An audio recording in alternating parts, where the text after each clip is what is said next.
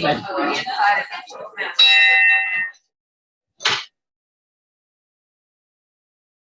hear the gong online, we rang the gong. All right, welcome everyone. Welcome to the Lakeland Rotary Club. My name is Joel Ivy. I'm so happy you all could join us. I'm not going to use a microphone because we're pretty tight in here and I hope you can hear me. We're-ish social distancing. Our greeting services were provided by none other than Pam Craven locally. She's the Executive Director for the Learning Resource Center and 11-year Rotarian, and online that was being provided by Amanda, of course. Amanda, thank you so much. She is our President-elect, something like that. So to lead us in our invocation, pledge of allegiance, and to recite the four-way test is Debbie Burdette, and I believe that's happening online. I hope. Is Debbie with us?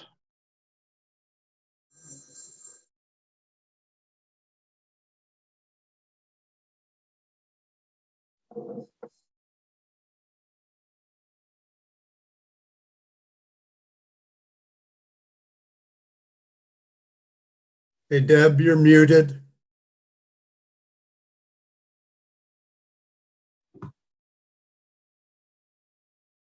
that better? Yes. Can you hear? Yes. Yes. Oh, I'm sorry. Dear Heavenly Father, we come to you today. We just thank you so much for the opportunity to be a part of this organization and the communities that we all work and serve in, Lord. We just thank you so much and ask that you be with us during our meeting today. May it be a blessing to all of us. We thank you especially for our speaker, and we just ask that you go with us and help us, Lord, to always do our very best and let your light shine through us. In your precious name I pray, amen.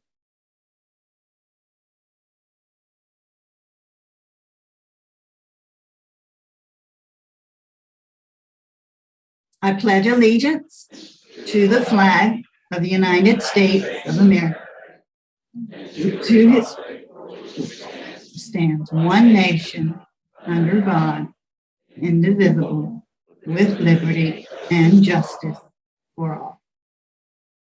And now for our four-way test. Of the things we think, say, or do, is it the truth? Is it fair to all concerned? Will it build goodwill and better friendships? And will it be beneficial to all concerned? Thank you, Debbie. You're welcome.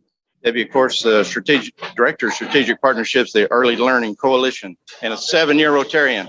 Thank you. People in the room, you got to keep it down a notch. Please keep it down a notch. All right. So we'll do our introduction of guests and visiting Rotarians. Okay.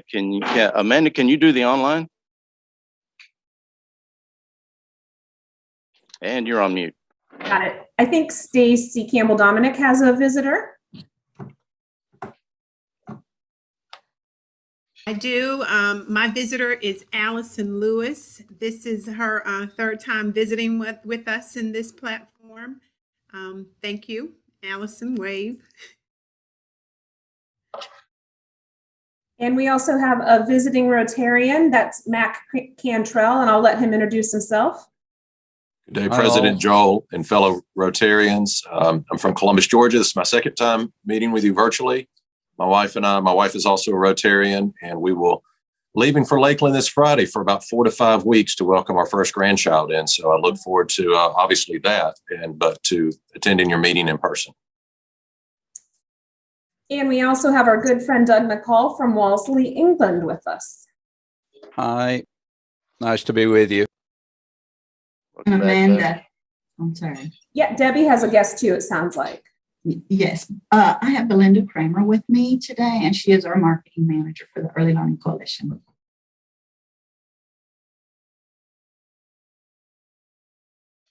I think that's it for the Zoomers. Okay, great. Thank you. Welcome, everyone. Do we have any visiting? You want to do that too, Keith? Do we have any visiting Rotarians or Rotarians with guests?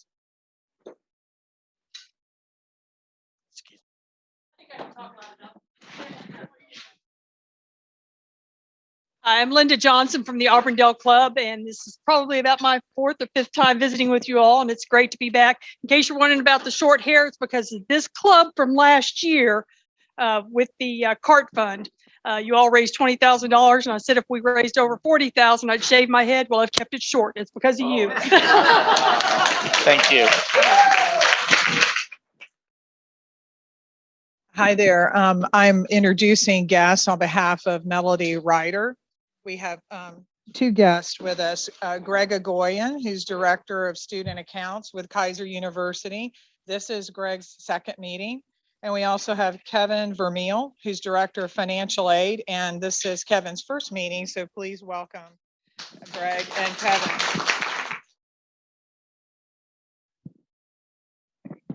I'm Mike Loudon, and I'm pleased to introduce Dr. John Fullerton. This is his actually about a 3rd time. He came once before the COVID shutdown and now twice since then. John is the new senior pastor at First Presbyterian Church in Lakeland, where all of you are invited on Sunday at 9 o'clock or 10:30. And you know, he's a much better preacher than that guy that used to be there.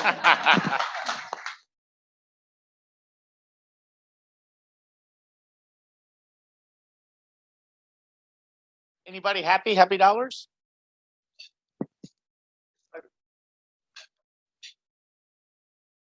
I don't need that. I'm good. So, all right. Hello, everybody.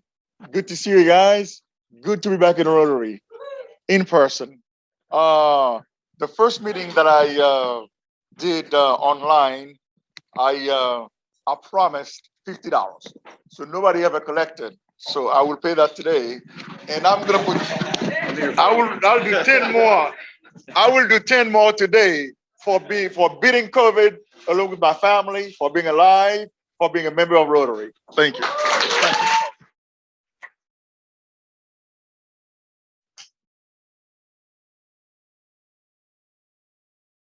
Just a donation because I'm happy to be back in person with all of our friends and family and colleagues.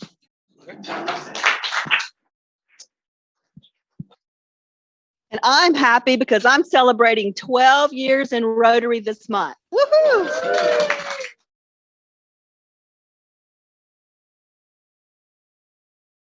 Good morning, actually, good afternoon. About a month ago, I was able to let you know that my daughter had her 2nd baby, little girl.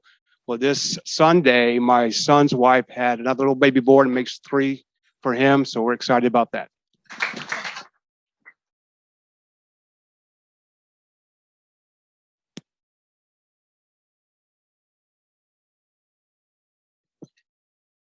I'm going to give you 5 because I'm paying for my tea, and also because I'm just happy to be here.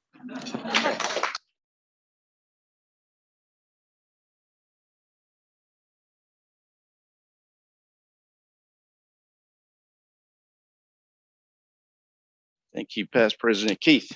Appreciate you doing that. Linda, you're always welcome to our club, so thank you. Joel, can we do Zoom happy dollars? No, it doesn't matter. No, I'm kidding. Yes, let's do Zoom. I'll start us off. I have 2 happy dollars, and one is just for those club members that haven't heard yet. I'm very happy that our fellow Rotarian Brenda Ramirez gave birth to a beautiful baby girl last Tuesday, and her name is Elizabeth, but they're calling her Birdie. Isn't that cute? She was 8 pounds, 11 ounces. So if any of you want to send a note to Brenda and her husband and their daughter to congratulate them, that would be great. Also, I'm very happy to be participating along with my colleague Shelton Rice as one of the swan jockeys for this year's Swan Derby, which we will be racing in October, but we are raising the funds right now because LVIM sorely needs those funds. So if any of you would feel generous to support my campaign, our team is called You Can't Handle the Swan, and we would love to have your contributions. You can check out our Facebook page or our donation page. I'll drop it into the chat box for those that are online, or you can email me for more information. So thank you. Hi, this is Greg Shell, and I just want to put a plug in for our friends at the Pace Center for Girls in Polk County. On April 16th and 17th, they're going to be having a fundraiser. It's called the 10-Story Challenge. And it's pretty unique where volunteers from the local community can rappel off the side of the Lakeland Electric building and raise money for the Pace Center. So if you'd like to be an edger, in other words, go over the edge or participate in a sponsorship or just donate, just go to the Pace Center website and there'll be more information. Thank you very much.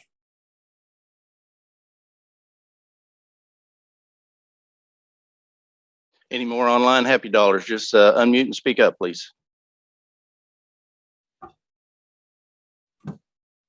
All right. Thank you, everyone.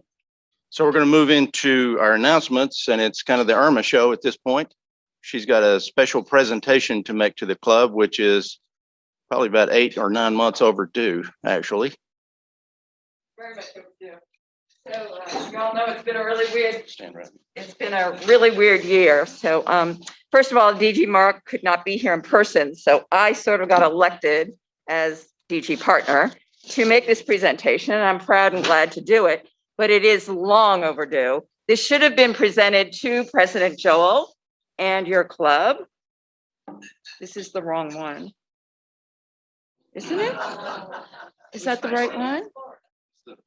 That's the wrong one, Mark. Oh no. It should be the banner that says Home Club of the District Governor. And I was hoping you guys would have this. I didn't pull it out ahead of time. Shame on me. Sorry. I'll find it and we'll get it here before this year is over. Oh my gosh. Oh shoot. It should be a blue one like that. It continues to be. Yeah, it's lost. It's somewhere. We will find it. But you should have gotten that at district installation. Yeah, sure. Why not? And then it'll go to Fishhawk Riverview, which will be the home club next year. A couple of other things DG Mark wanted me to announce to save the date for you all. We are sadly having our district conference virtually this year. So it is the weekend of May 14th, 15th, and 16th. You will get lots of details, but it's going to be fun. It's going to be interesting. And we hope you'll participate. And then the third thing is that AG Linda Johnson and her club in Auburndale have started a challenge, which you may have read if you looked at any of our social media. And I think it came out in an email. So if you're cleaning your closets or your garage and you have things to donate, use clothing, books, furniture, whatever, just use the 4-way test and guesstimate the weight. And Linda, do you want to pick up here and tell more about that? Sure. What we're trying to do is the old clubs involved. Oh, sorry. Because of COVID and so forth, it's been hard to this is something individually, but collectively, by cleaning out your closets and so forth and donating, sharing your choice, your club. The goal is to have all the clubs and by May 30th. I'm telling you, it's doable because this is the 8-9. It is. The newsletter that comes out that Marvel does comes out Friday. There's a little story in there comparing what we're doing to Stonehenge. Take a look at that. Pretty marvelous what they did at Stonehenge. Drop the bucket. So Irma is going to be your contact. When you donate stuff, contact her by email to me. Sure. And let her know me and all people in total. As of today, are 7 people shy of 4 times. Got a long ways to go, but you can donate clothes, household goods, furniture, anything a charitable organization can use to the benefit of the community. Between now and May 31st, the furniture goal by May 31st. And of course, right now we have 12 clubs involved. If you have any questions, Irma put some flyers on the table, kind of an idea of what we're doing. Send out emails, and you'll see some more coming out about it. But this is something we all can do. And I'll tell you right now, if you all are the biggest club in Tampa's second largest, Tampa told me they're in it. The club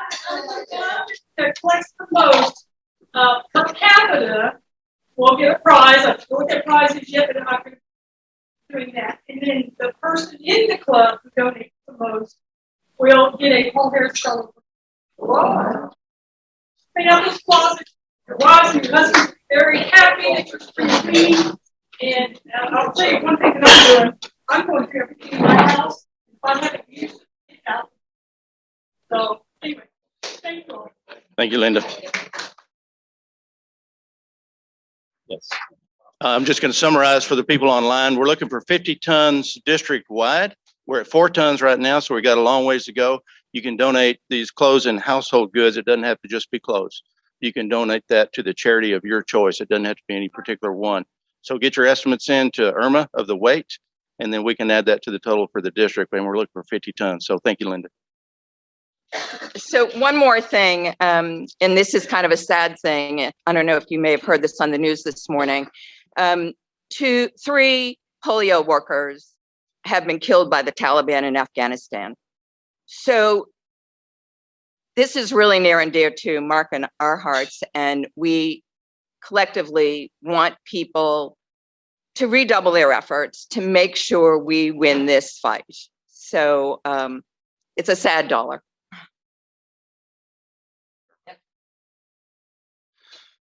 Okay, any other announcements that need to be made? Did I leave anybody out? Online? Amanda, do you know of anyone? Okay, we'll step into our program then. Program's going to be introduced by Kim Brunson. She's our business relationship manager with Publix. She's on the board of directors and is our program chair. Kim is an 8-year Rotarian. Kim, please do the introductions. Thank you, President Joel. It is my honor and pleasure to introduce Anna Wood, who serves as our Waste and Recycling Director in Polk County for the Board of Directors. Her responsibilities include overseeing landfill operations, finance, and contract management, as well as environmental programs.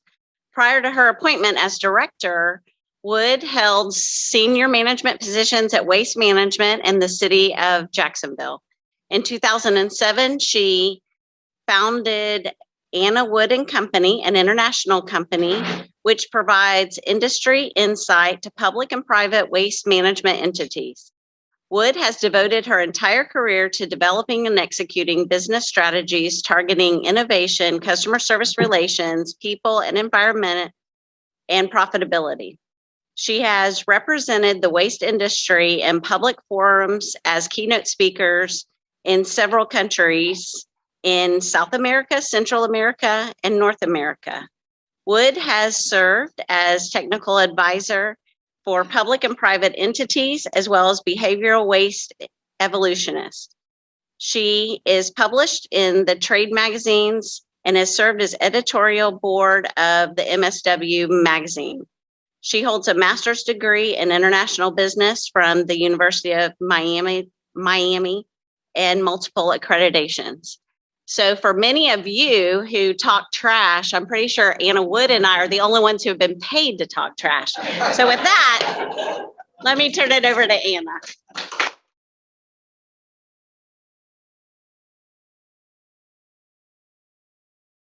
Thank you for having me. It is kind of unusual to talk trash after lunch, and I will try to keep it clean.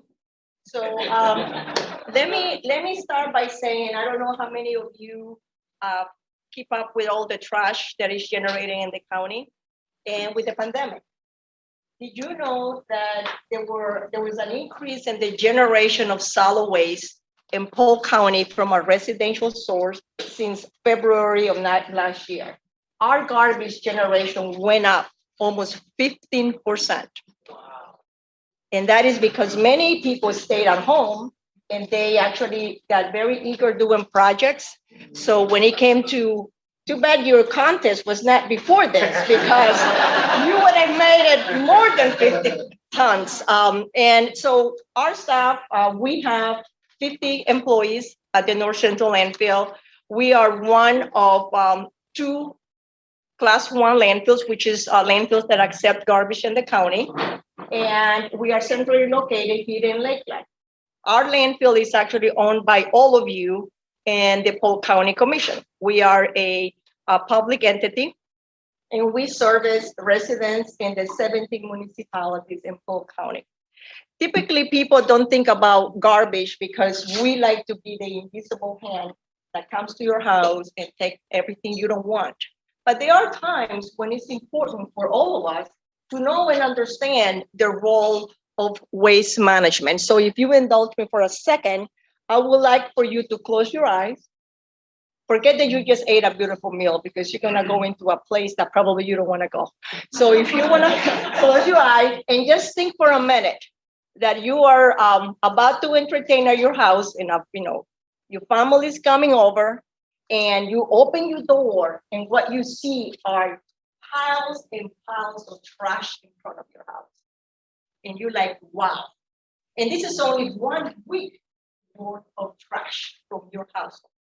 And then you have all these friends coming over, and then you see all these rodents going all over the place. The place smells not the best.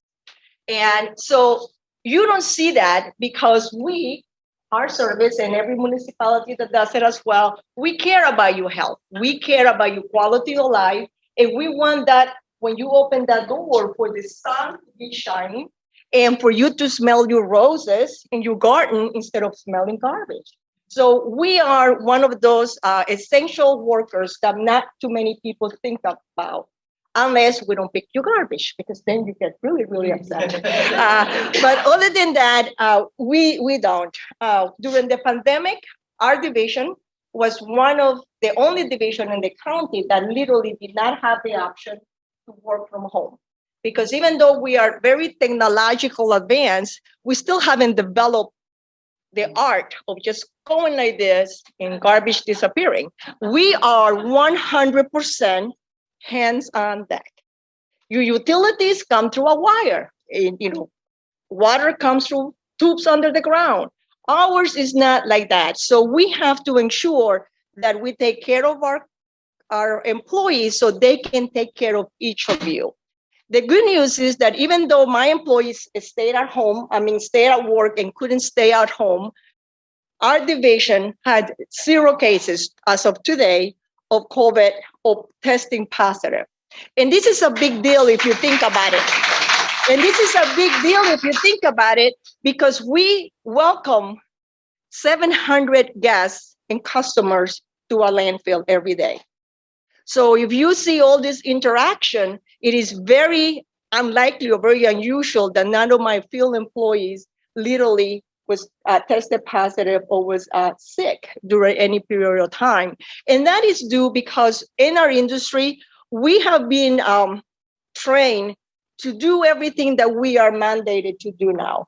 We provide the proper personal equipment to our employees. We love garbage, but we respect it a lot. We know that it may kill us, so we keep it at a distance, even though we want to be close to it, to ensure that our employees are kept healthy and our guests and customers as well. So the pandemic actually taught us and our employees that our practices actually are valuable. Everything in life is when you have it, you don't care for it or you don't pay attention. But now when they see many people getting ill and having to learn new habits like washing your hands, they were actually trained and taught, and we invested a lot of resources in ensuring that our employees were up to the task of making sure that they were safe during this pandemic. So our services will not be interrupted by the illnesses that many of us, unfortunately had to go through, or new people that had it.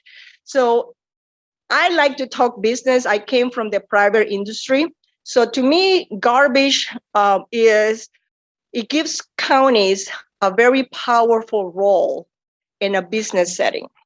And I like to bring our industry and the means of why should you care? Why should you care that you have a landfill in Polk County? Do you know what is the life expectancy of the county landfill? Does anybody want to guess? How many years we have? Excuse me? 20 years. 20? No, a lot more than that. 75? Oh, double that. Yeah, almost 150 years. And I tell you why we have that longevity. One is the Borough County Commissioners at the area that we are at the North Central Landfill. We have approximately 2,000 acres. Out of those 2,000 acres, almost 850 acres is earmarked or is suitable to for landfilling purposes. In the state of Florida, alone, as well as in the United States, you have to have the right facility, the right place to be able to design, build, construct, and manage a landfill. So out of all the 2,000 acre land that we have, 850 approximately is suited for that. And because of the efficiencies that we implement at the landfill, we are able to extend that life and ensure that Polk Countyans will have a place to dispose of its waste and not worry about where is it going. I don't believe that we are going to be anytime soon be able to put trash in a space shuttle and take it to the moon or someplace else. We have to manage it here, and the best way to do it is to do it right. I believe as a government employee and as a person that works for government, that we should be in the business only if we're the best of the best. If we are not, then that's the time for the county commissioners to rethink what they should do with that asset, because that is an asset. But I will tell you why I believe it's important for every elected official in Polk County to be mindful of this asset. I'm going to quiz you one more time. Of the 67 counties in the state of Florida, how many landfills, like the one in Polk County that accepts garbage, are in the state of Florida? Out of the 67 counties, how many landfills do you think are in the state of Florida that accept municipal solid waste? Excuse me? 67. 120. Well, that one goes the other way. Actually, 33. So almost half of the counties in the state of Florida do not have its own landfill. And that is an issue from a public policy standpoint. And the public policy is every county in the state of Florida is mandated by the legislation to have capacity, to have the ability to dispose of all the waste that is generated within your boundaries for the county as a whole. And that is very important for development, because if you don't have the capacity to accept waste, your development pretty much will stop, because that's part of the check mark that every developer has to have. Do you have water and sewer? Do you have solid waste disposal? So I believe that from a policy standpoint, for a government entity to own its own asset, it gives them control. There's a saying in the industry, in the waste industry, that says whomever owns garbage has the power. And it is true. I mean, any business is like that, but nothing more essential than solid waste. And that is because that touches you. Every one of you touches your quality of life. And the reason why it's important for a government entity to be in charge of this asset is because then each of you have control over that asset. If I were a private landfill, which I love too, because I was in the private industry before, we accepted waste from all over. It didn't matter if it came outside the boundaries of the county or not. We accepted a special waste. We accepted all different type of waste. And here in Polk County, the Borough County Commissioners made a decision that they were not going to accept waste that is not the type of waste that you and I generate every day.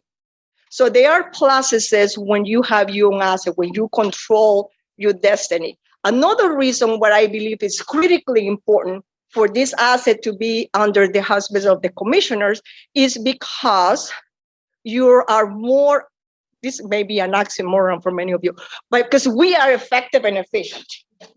So our tipping fees, the disposal costs that you pay to dispose of your waste, has been very consistent in Polk County. So why should that matter to you as a business owner, as a resident? That should matter because what garbage companies charges you to dispose of your waste is two functions: is the function of the disposal cost and the function of the trucking and the operations. So when you have a landfill that is owned by a municipality, and by the way, Another advantage of a municipal landfill that is owned by government is that when you come to my landfill, you're going to see the rates as you go in. And it says $36.50 a ton to dispose of your waste. A private company can have their tipping fees is $100, but you will never know what the cost is because they're not public. They don't have public records. They don't have to be transparent. They can show you any rate they want. But in our case, everyone is at the same level when it comes to selling services to you, the business or the customer. Another advantage of a government entity that is owned by a government is that whenever we see efficiencies, and I don't know how many of you are in the unincorporated area of the county, but every time we reduce costs at the landfill, that is immediately transferred to you, the customer, the resident.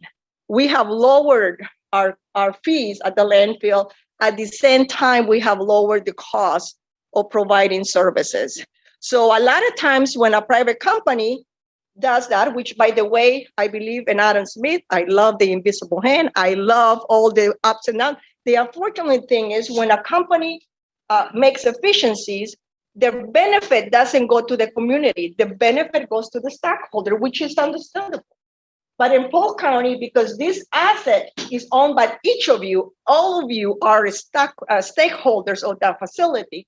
So you reap the benefits of that asset. So that's just one of the few things most people do not know about a landfill. They see a pile of trash. We see opportunities. We see opportunities when it comes. What can we do with this trash? We do research and development with the University of Florida. We have had a town and gown partnership with the University of Florida for almost 20 years. And this partnership is to enhance the knowledge of my employees, but also to provide the university hands-on, real research that will be applicable for us to become more efficient. So let's go another question. How much garbage you will love this one. How much garbage do you think is generated in Polk County? In the county as a whole? How many tons a year? Any guess? Okay, let me ask you a question. What is the population of Polk County? 600. Okay, so multiply that by 2. Yeah, that is correct. So we in Polk County generate approximately 1.2 tons a million of trash a year. What percentage do you think is landfill in the state of Florida of that number, based on your experience? What percentage of that 1.2 ton, excuse me? Landfill? No. Yes, actually, you're very close to the number that is burned for waste to energy. 9% of that 1.2 million tons is actually goes into a waste to energy, which means it's a facility that burns the waste. We have Pinellas has one, Hillsborough County. We have Palm Beach County. We have Miami-Dade County. We have Broward County. We have Lee County. We have a lot of counties that have waste to energy facilities. So that 9% is correct for that. 49% of the waste is landfill in the state of Florida. Another good news for you is this. Of the 33 landfills in the state of Florida, what percentage of those landfills do you think are government owned? Who used to be responsible for that before the regulations? Before the regulations of 1989, who was the entity that was responsible for creating landfills? Yes, cities and governments. So of the 33 landfills in the state of Florida, approximately 60-40 is the split. 60% of those facilities are actually owned by government, 40 are by private industry. And the reason this is important, especially for somebody like me in government, is that because we are so attractive, and I am too, but the trash is so attractive. the trash is so attractive that the 40% wants to grow. There's a lot of room for them to grow. So that's one of the reasons. And because what I said to you before, whomever owns the trash has the power. They are like, those things that want to eat it all the time. So it is very interesting. Our industry is so dynamic, and to me, it's fascinating because there's every day something new. Who would have known that one of the biggest problems we have right now in solid waste happened almost 30 years ago? Can somebody tell me what that was? Yeah, plastic bottles is a good one, but it was Pampers. When Pampers were developed, people didn't know how to manage them, and they threw it all over the place. Now masks are the same issue for us. Masks are being found every parking lot. People are not paying attention that the plastic masks that we use have plastic, as you were saying, and it's becoming a real problem for wildlife. So a lot of things, people that come up with the innovation and how to do something, very few times they will think about the final, what is going to be the final resting place for this gadget that we're creating. So that's one of the new things that we are exploring at the solid waste. How are we going to deal with that issue? But plastics is another. You are correct. What was the movie that made plastics famous? Huh? That's right. Who said it? Yes, right? When he whispered in his ear, right? Plastics. He knew it. So it is. So plastic is a big challenge, and that brings us to the recycling portion. And I will tell you before I make the statements, it is not my intention to make you sad, but the reality is that plastic doesn't happen the way most residents think it happens. One is because the development of the new products makes it very difficult for those materials, packaging materials, to make it back into the manufacturing cycle. So that's why I think that 50 ton, it is doable, big time doable, because there's a lot of things that you're putting in your recycling bin that you should take out of there and give it to your club so you can add to the value of the pounds or the tons that you do. So one of the challenges we have in solid waste is that we're not too popular for two reasons. One is most people misunderstand landfills. We are the community's best friend, but we are not perceived like that. Most people believe that we do what? Contaminate the environment. We kill babies. We do all different kind of things that we do not. So actually, as you know, in 1989, Congress passed a law, and all 50 states had to adhere to these new regulations and how we design, build, and construct and manage a landfill. So if anything else, all those plastic bottles that you want to put into your recycling bin, do not. Send them to a condominium at the North Central landfill, because we're saving these little spaces for all of these things. So in future years, when technology advances and all these difficult to recycle materials can have a place, we will be able to mine the landfill and literally harvest all these materials that we put in there with our, there's no better place like home for them, like the landfill. So we need to make sure that they go there, and whenever we are ready for the industry to be able to take these materials, then we will have it in one single area, not in the ocean, not in the rivers, not in the parks, not in the wilderness. It will be home safe at the landfill. So I need you to help me and ensure that to make, contamination is one of the largest issues for us. And contamination is, it's like a Charlie Brown. Wah, wah, wah, wah. People don't, people don't know what is contamination. So I often say to people, there are very basic materials, packaging materials that should be sorted out and put back into manufacturing. And that is aluminum. Aluminum cans is the darling of the recycling things. And the reason is because aluminum cans save the most energy when you recycle it. Also has an endless life. You can recycle, you are literally recycle aluminum forever. And the other beauty of it is that it's not readily available everywhere. It's not like a Publix that is in every corner. No, it is very scarce. So when we do recycle that material, we help in the environment.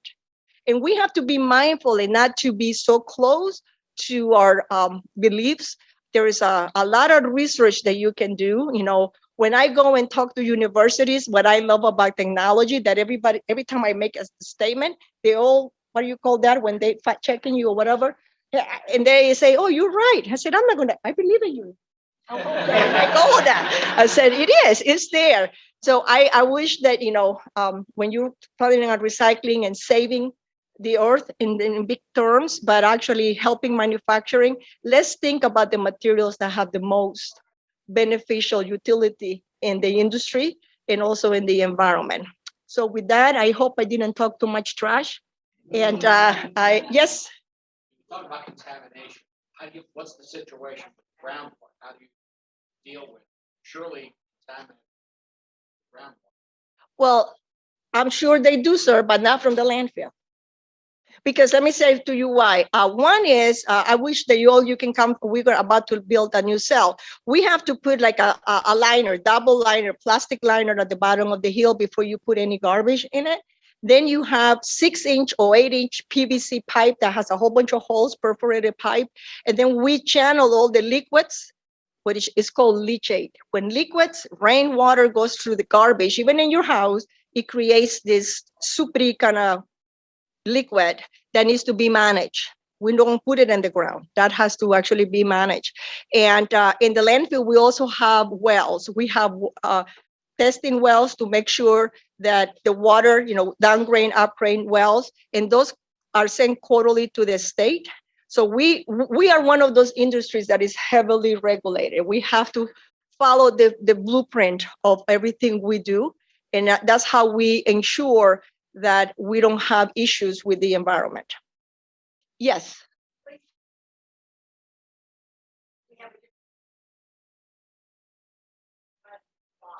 Well, there's several plastics that are, first of all, not all plastic is created equal. You heard that before. They all love to commingle in the store, but once you remove them from there and you put in your recycling bin, they require a different method to be able to melt that plastic. The challenge that we have is the plastic that is most valuable to us or to the industry that recycles. We don't recycle. No government entity recycles. We collect. We don't create the gadget. We collect the material and we sell it to a broker who's going to sell it to somebody who's going to use it. Okay. Plastic, the HDPE, which is the milk, where the milk comes, the milk jar comes. That is the most valuable plastic. And the reason for that is that plastic does not have too many additives to it. Milk is milk is milk. You don't have 100 companies making milk and making it red. And it's when you pass by, it smells like milk and the cow. You don't have any of that. So that is the reason why that plastic is the one that has the most value for the remanufacturing of that material. Then you have single-use plastics, water bottles. Those are single-use plastics. And the challenge with that is that you cannot melt them all together. So you could, and I will say to you, you could make a plastic bench. And many people make the argument, Anna, you know, you can put all this plastic and I buy plastic lumber. How many people do you know that go and buy plastic lumber? So I say to them, yes, we can. And once you do plastic lumber, there's no other beneficial use for that. You cannot recycle that. It will end up eventually at the landfill. So there are materials, you know, plastic, the HDPE, the one that the gallon water comes to, that one is very good. It's the translucent kind of single-use plastics are good if there's a market for them to remake something out of it. Many people are making fabrics. Many people make, you know, many different things with it. Papers are good. Fiber is always good. Cardboard is always good. The problem with that is, or the challenge with that is that has a finite life. How many times can you recycle paper? How many times can you wet paper? and reuse it. Tops 5, 4 or 5 times, because it becomes mushy. Then you cannot use it anymore. Cardboard is a very good product. So they are materials that we can be more mindful on it. I know to buy, like I said, aluminum, I'm full for aluminum. If we can increase our aluminum. Oh no, that is actually, well, this is the challenge though. There are over 2,700 recycling programs in the United States. In Polk County, we have 17 different types in the municipalities. So there is no unification as to what we collect. You have to remember this. One of the challenges, people like me that are very honest when it comes to facts and you know, too honest, I guess, and the point is that many counties have a high percentage rate of recycling because you are published in a DEP website that you don't have, you know, your recycling rate is not high. So if I'm a recycling coordinator and I want my commissioners not to fire me, do you think I'm gonna tell them, hey, let's remove all this heavy stuff from there? No, you want all the heavy stuff to go into your recycling bin, because when you report it to the state, you're reporting what we call front end. You're reporting the number that you collected, not the number of what you made, what widget did you make. So that is the challenge that we have. And by the way, I spent my whole life in trash. I love it. And that is one of the reasons that I love to talk. And thank you so much for having me. Yes. Oh, I'm sorry. Yes. Yes, I have. Are there entities outside of Polk County that are disposing in Arlington? Outside Polk County, on the county ordinance, we are not to accept unless the county commissioners approve. And we have, well, one is Plant City is the only entity that comes to us, but it's a contractual agreement between the city and Polk County. I don't have the power to say, hey, come and open the gates. Okay. Yes, sir. Last time you were here, some of the glass not accepted. Still the case? It is in our program. And our program is not in the county, but there are many municipalities that use it. Plastic is heavy, plastic breaks, unless plastic, glass like plastic is similar. For you to be able to recycle it, you have to separate it by color. And there's a lot of, we have a lot of entrepreneurs in the county that has offered the county to collect glass separately. The challenge with that is you are having more trucks on the road. You're having all these other resources that you are putting into, to the benefit is a net negative to the environment. So whenever we assess a product, we're not only looking at the financial aspect, although we do, but we also see the environmental impact. What am I creating to pick up that one little thing? Am I wasting a lot more fuel? Am I putting more wear and tear on the roads? What is the gain? So the ideal scenario for us is to have a positive net impact in the financial, in the environment, and the community. So for that, we have been heavily criticized, as many of you know. Literally, there are people that have my picture and they throw darts at it because I don't pick up glass. So I feel the pain firsthand. Yes, thank you.